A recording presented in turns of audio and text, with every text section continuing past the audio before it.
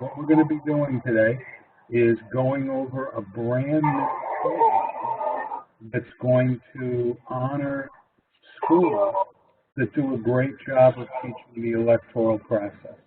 And this is called the Wet, Red, White, and Blue Schools program.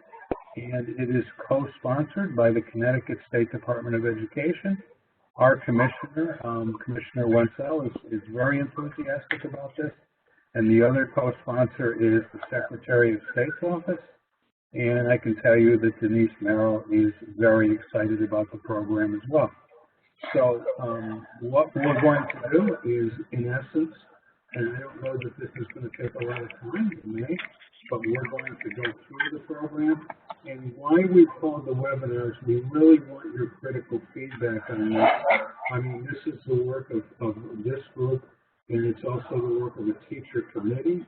But if you have, as you watch this, from whatever perspective you're coming from, if you have ways that you could see to make this better, what little twist can we do to make it better?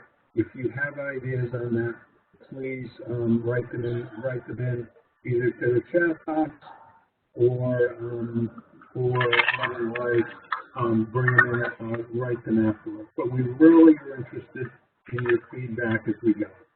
So Mariah Moriarty and Tina Prakich from the Secretary of State's office are going to be doing this next part. So take it away. Great. Thanks, Steve. My name is Mariah Moriarty. I'm here at the Secretary of State's office, and I am the point person on all of the Secretary's civic projects. So I'm looking forward to working with everybody on this new program.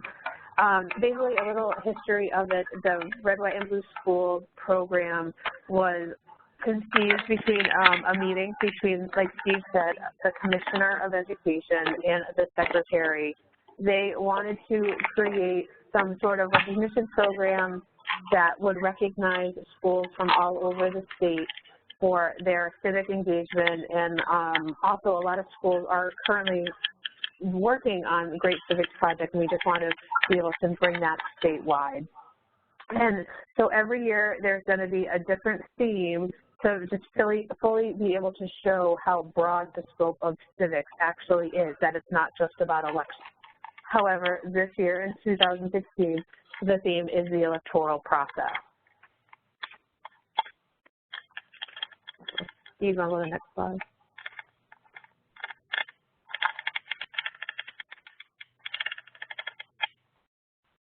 Okay, so the timeline here, this is basically a timeline for all of the schools or the classrooms. But we wanted to show everyone here on the webinar what all the schools would be following. We want to be able to get the program out and about into the schools, or at least let all of the teachers begin to learn about it before, as they start planning their summer break and their plans for the next school year. So we're planning on launching it within the next week or so, with a formal announcement with the Secretary and with the Commissioner. So after that happens in June, summer professional development for the teachers begins, and we expect that our small working group that we have established between the Secretary and the department would provide an additional webinar or additional information for the teachers to be able to give them some further insight if they have any questions or thoughts on the program.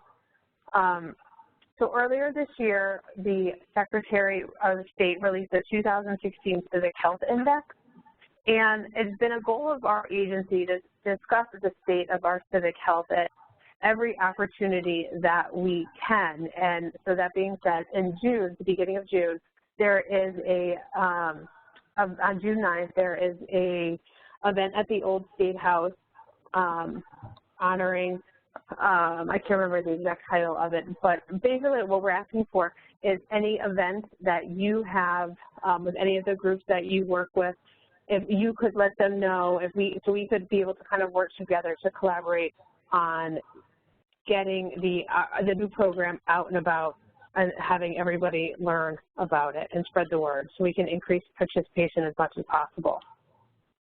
In August, there's a superintendent's meeting, and the commissioner will be able to also address all the superintendents and talk about the program, ask for their support, and encourage them to ask all their schools and their communities to participate. Then through August of 2016 to January, the schools will work on their program. And then in February and March, they will submit them to us. And in May, the schools would be, those who have completed the process and have earned enough points, I guess, or, the highest score will be recognized as red, white, and blue schools.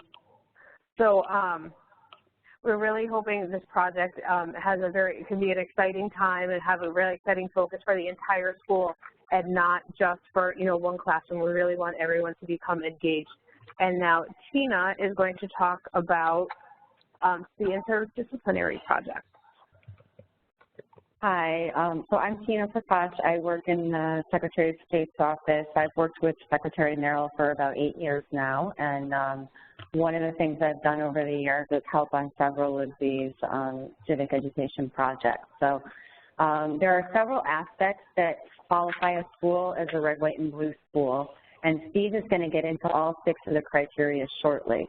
But before that, I just want to talk to you about the interdisciplinary aspect. So we're asking schools to, look beyond the social studies when they think about civic education in the classroom.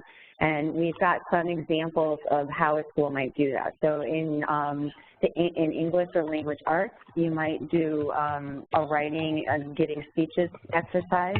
You can do policy research papers, letters to the editor. In math, there's lots of numbers involved in elections, as many of you know. We've got polling data that's out there, electoral college analysis. Some of you've probably seen, like on the New York Times, they've got that electoral college map that you can play with and make your own projections for how you think it might shake out on election night. There's turnout statistics and things like that. For science, there's actually a lot of, issues that are going on right now in national politics that are related to science. And so you can have your students research those issues on environment, on chemicals and consumer products, things like that.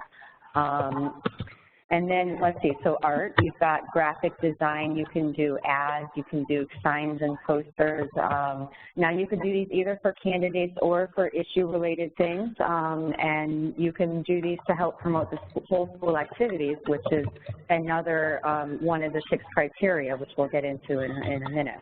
As far as music, of course, you can do some patriotic themed performances, but then you can also have students examine the use of music in campaigns as well.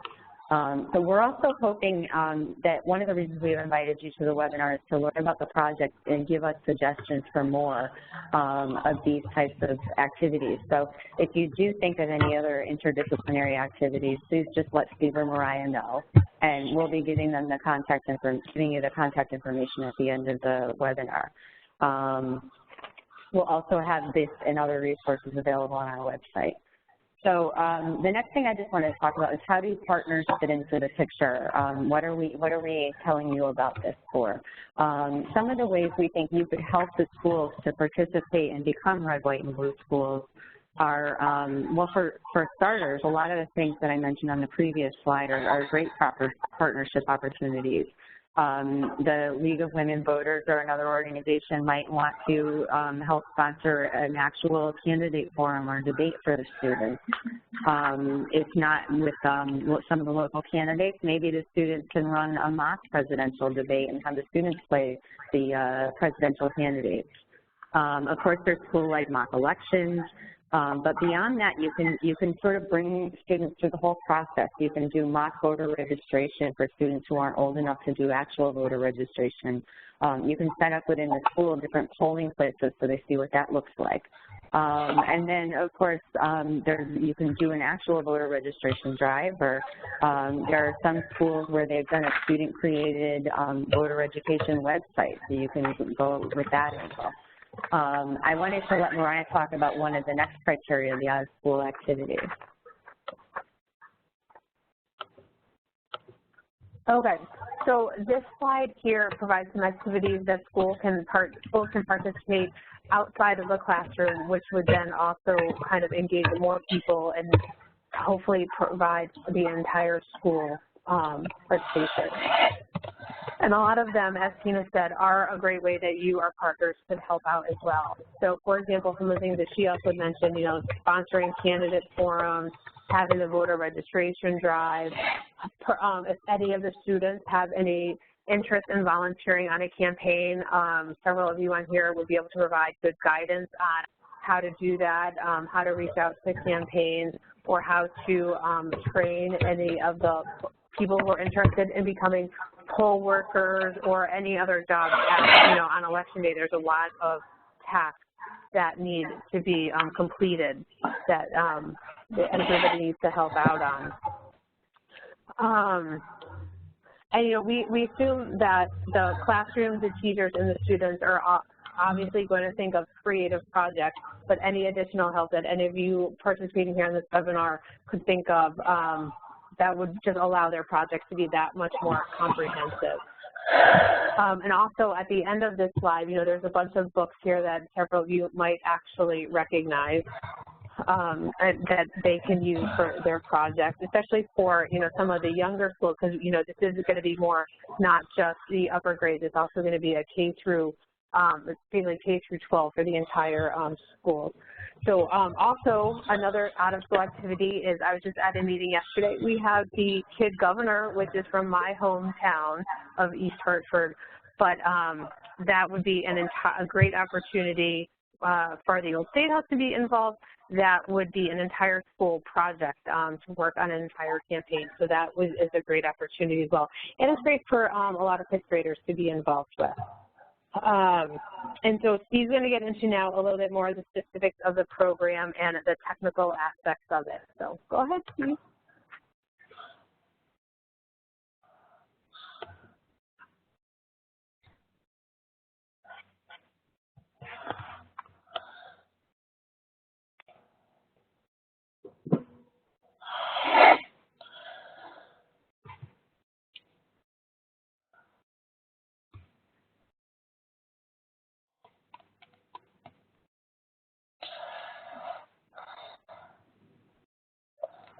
These are the things that we're looking for when we do, when we're going to be looking at how the schools are doing.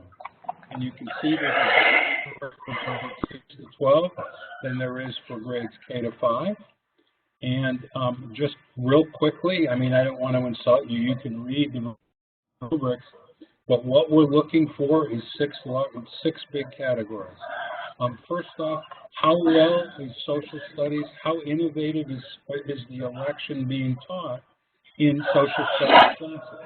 Or in classes that's in elementary school, this would probably be social studies and language arts integration. But how innovative are schools being in their social studies classes in teaching this? The second category is, you know, how much are schools reaching out to community partners and school partners?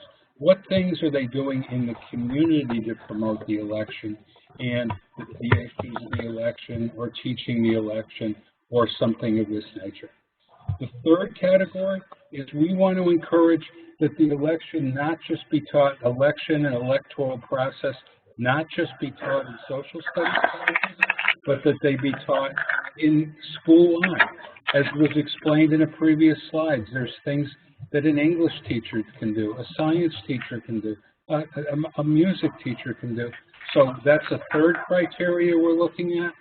The fourth criteria is how deeply does the school and in their classes, how deeply do students investigate the electoral process? Is it just a superficial looking at the electoral system and the candidates, or do we really, are our teachers really having students dig a little deeper and looking at issues and the impact of these issues on daily life? The fifth criteria is use of media. How are schools using media in an innovative way, both to learn about the election and to learn about candidates, but also to present their findings about the election and about candidates. So innovative use of media we thought was another thing. And the last thing, and you notice we put this as a higher category for high school and middle school than elementary school, the use of extracurricular clubs. You notice for elementary school it's only 5%, but because many elementary schools don't have much access to this. But we really think, are there clubs at school? In a high school, is there a current events club or a current issues club or another type of club? That we want to celebrate schools that are doing that as well. So the 6 categories that we would be looking at schools through the rubrics, which you've got a copy of, is, again, to repeat myself, how innovative is the teaching of the elections? How much do the schools use the community partners? Are they reaching out to the League of Women Voters or other similar organizations? How much is the whole school involved in the teaching of the elections? How deeply do the schools get into the electoral process? How effectively is media used to teach the elections and communicate student results? And how much are extracurricular clubs and or activities involved when doing this? So we thought, I mean, we could have gone farther, we could have gone less, but our teaching group thought, here's 6 major categories, and we thought that these were probably the best 6 ways that we could evaluate how well schools were teaching the electoral process. And as was said at the beginning, if you have comments or suggestions, please write them into the chat box, and we'll try to answer them. But this is so you have in front of you right here, and in a more detailed form in the rubric that I sent to you, you have the way that schools are going to be evaluated in this, and it's not really a competition, because it's not a red, white, and blue schools competition, because it's not 1 or 2 schools that are getting this. Our approach is going to be that if there's 500 schools in Connecticut that can meet the rubric and do these things well, then 500 schools are going to get this. If there's 5 schools, I hope it's closer to 500 than 5, but what we really want to do is commemorate and give recognition to all schools that are meeting this criteria and teaching the election well. And next one, I think, Tina, you're up. Yep. Why did we invite you onto this webinar today? And again, thank you for joining us. Secretary Merrill and those of us that work for the Secretary and at the Board of Education and Commissioner Wenzel all have a lot of respect for you and your organizations, and we think you might be interested in helping with this project. So, the way we've already mentioned is partnering with your local schools. Besides partnering with your local schools, you can also help us to spread the word, which is sort of the phase that we're in right now, trying to get schools to know about the program and how to sign up and everything. So if you've got mailing lists, if you have a newsletter, you'd be willing to just put a little blurb about the program in. If you have an event that's going on, as I mentioned earlier, if you can, publicize this at your event. If it's appropriate and you want us to come do a quick presentation about it, just contact Mariah or Steve. We're also asking you, if you want to be a partner organization, to add your logo to our Red, White, and Blue Schools website.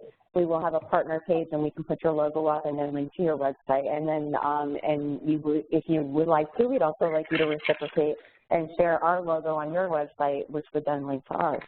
And then, of course, we do think that this program is a very low overhead program, but we do anticipate a few minor costs. So if anyone is able and willing to help defray some of those minor costs, they would be related to recognizing the schools who qualify and the event that's at the end. So again, we're going to send you the link to our website, and we'll also be sending you, I believe I'll let Steve talk about some other materials. And we encourage you to reach out to us and let us know any feedback you've got. And I'm going to turn it over to Steve now.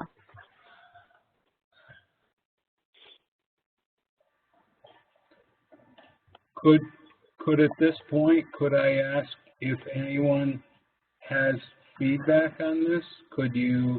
Would you mind sharing it with us if you have it, if you wish to? If you could put right in, even if it's in the chat box, if you can put job, if you think there's any things we could improve about this, any and all comments that you have, if you could share them now or sometime in the future, now would be better. It would be great. So please don't hesitate now. If you want to write in a question or a comment, now would be the right time to do that. Tina, while we're waiting for that, could I ask you, how is this going to be publicly rolled out to your knowledge? Could you tell folks about that? Sure, absolutely. I'm wondering if you would just put up the next slide so that those who don't have any questions or comments right now will know where to send them in the future. Thank you very much. So yeah, so we'll stay on as long as needed to answer any questions or to take some feedback. We would really appreciate that. But if you think of something later on, again, we'll be emailing you our website, and the contact information for the Secretary of State is Mariah, whose email address is here, and Stephen, whose email address is here as well.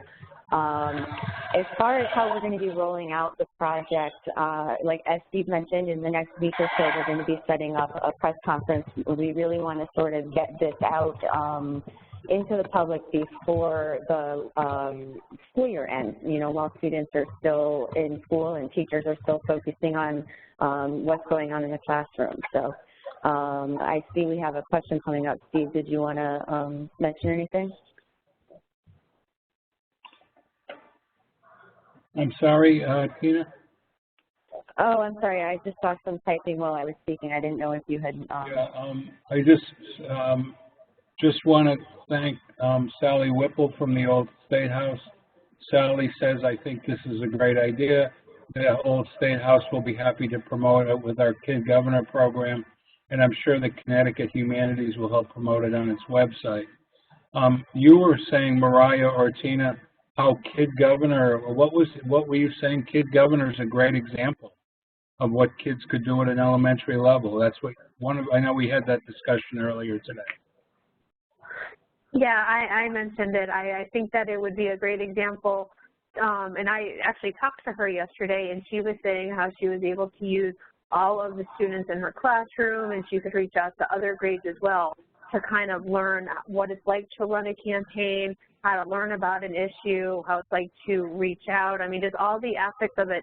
I don't think people necessarily always think that, you know, someone in the 5th grade would be able to really put together an entire, you know, political campaign. And several schools, I mean, there was a lot of entries, clearly proved me all wrong by putting together very well put together campaigns. Could I ask Greg Frank, are you on? He's apparently not.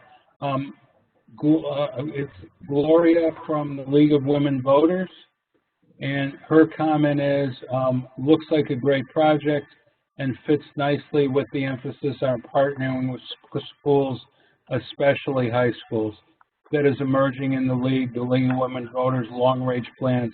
Count us in. We'll look forward to finding ways we can contribute. Great, Gloria. Thank you. Many schools I know, or some schools already do voter registration drives, and you know, I know a couple schools that have been involved in the planning of that said that that's a very appropriate high school level of, you know, reaching out beyond the classroom, cooperating with community partners for them. So that's something that will happen at the high school level for sure. You know, I think really where folks, you know, where I think we're going to need some ideas, and again, they may not come to you right now, but if they come to you later, please email us. From the community partner end, how can schools partner with, how can community partners and schools work together? I mean, because I think there's schools, and I've talked to teachers in schools who would like to partner with would like to partner up with community organizations, but really don't know where to start with that. So if anybody, maybe not on the chat box, or whenever, if you could forward any ideas you have on how schools might do that, it would be greatly appreciated. That's a great idea, Steve. I just wanted to respond to a couple of the comments that have been coming in. Alyssa says that she really likes the fact that one of the criteria involves making the election meaningful for students versus teaching the election. This program allows for them to get involved. I know Alyssa has voice, so do you want to talk about that, Alyssa?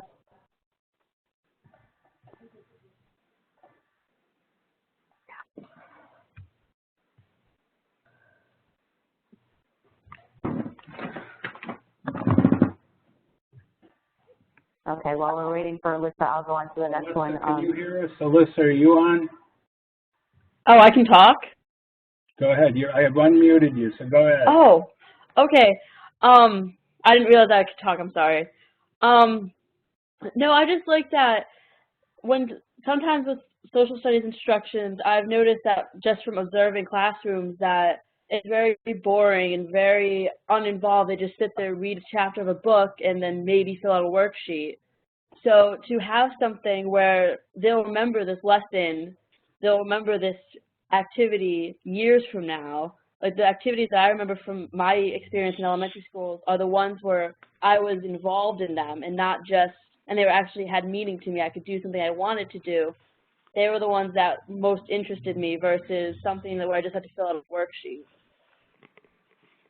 Thank you. That's great. That's that's exactly. I was about to type back to you, and I thought I'm just going to say this out loud so everyone hears it. That's exactly one of the things that we're going for in this, is to really make it a holistic approach to teaching civics, because civics is a part of our lives in many ways that people don't even think about. I just also wanted to read Paul Scaff's comment. Paul is from CTN, of course, the Connecticut Network, and he also sends his congratulations. He thinks this sounds great.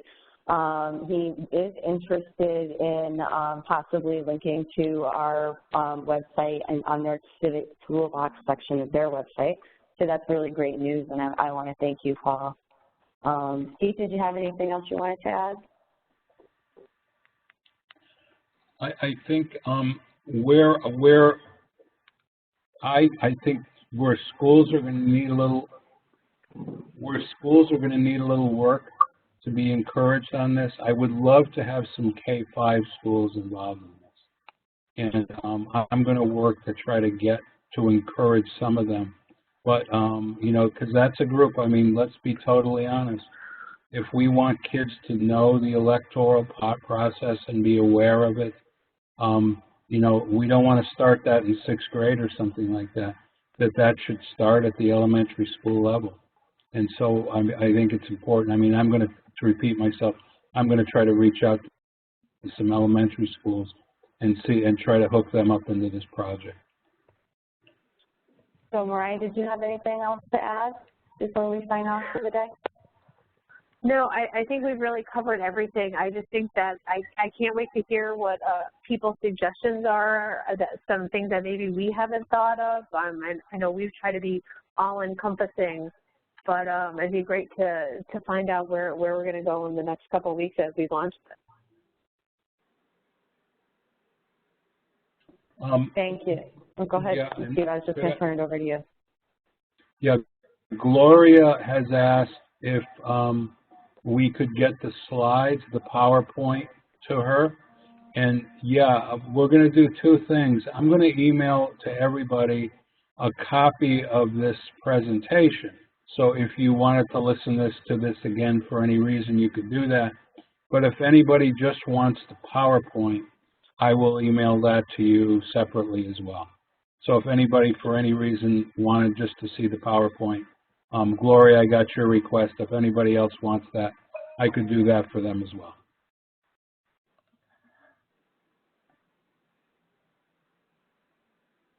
So Mariah and Tina, I guess we're done for the day?